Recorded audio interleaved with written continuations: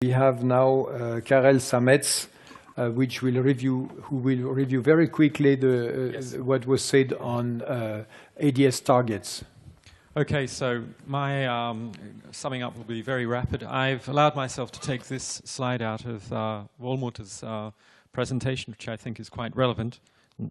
And basically we had 4 talks. 2 of them were focused on existing installations, which were actually carried out and tested, and 2 were, well, more for the future. So the first 2 talks, one of them was the SynQ, which you see here, which has undergone constant evolution and is now at megawatt level.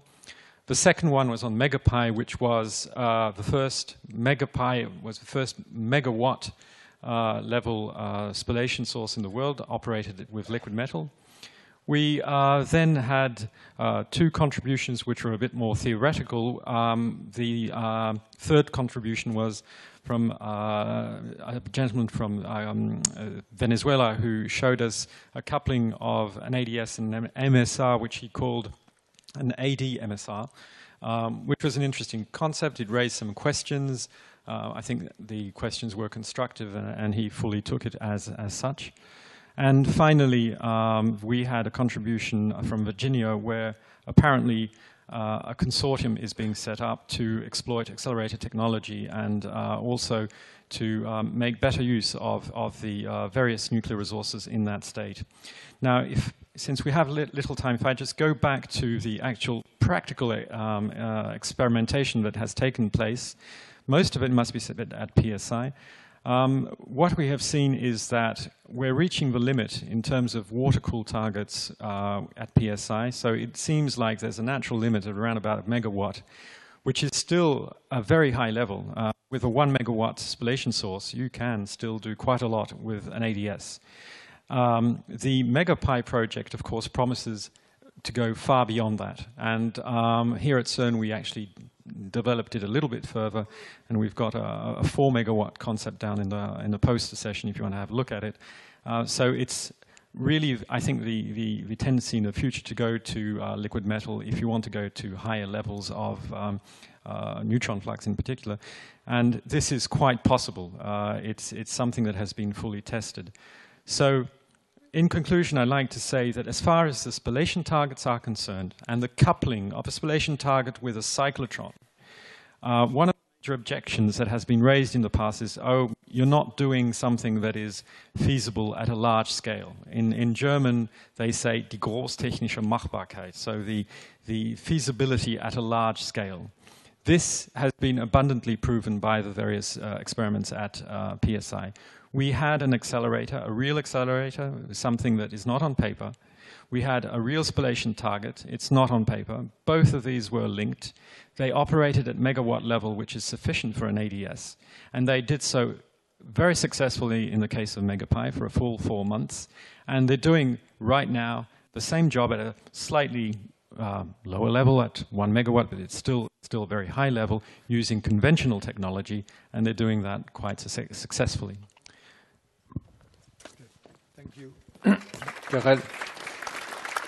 So, are there questions or comments on targets for ADS? Yes, please. Hi, I'm Nikhil, working at CERN. So I would like to ask you, what do you think on the usage of deuteron beam instead of proton beam? Well, I think because the deuteron has more neutron yield per projectile nucleon. So. I'm not well. As far as I understand, because I've only worked with protons, I haven't really worked with deuterons. I was at PSI for a very long time, so we worked with protons.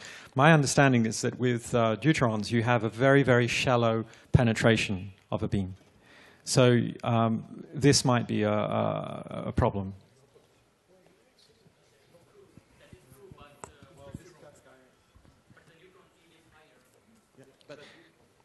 Yes, the neutron beam may be high. Well, this is something that you'd have to discuss in terms of physics. But the fact is, because it's very shallow and you're depositing heat on a very, very small scale, you have a very, very high heat deposition, which is technically a bit of a challenge.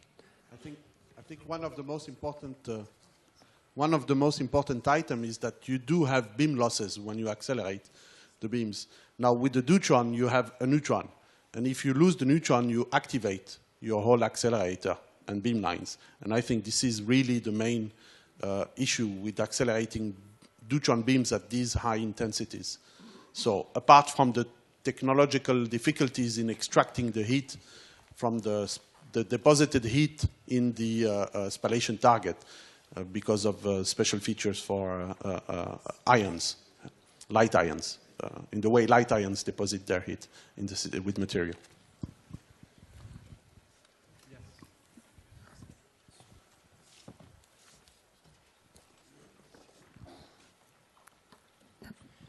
The most important thing in the case of the deuteron is that it breaks up very quickly when it enters into target. So you have two beams of proton and neutron going together in forward directions. Mm-hmm. So you have I don't see any reason why it should heat up the target more than proton. Well, as I said, this is a result of some simulations we've had, and we've faced that. Yeah, I've done a lot of simulation as well in that line, and I don't see that heating up. Whatever.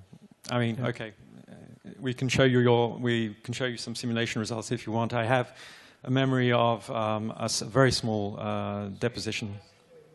At 30 MeV, we have roughly 0.5 millimeters, if you want the exact. 15 MeV, sorry. 15 MeV deuterons, we had about 0.5 millimeters. Okay.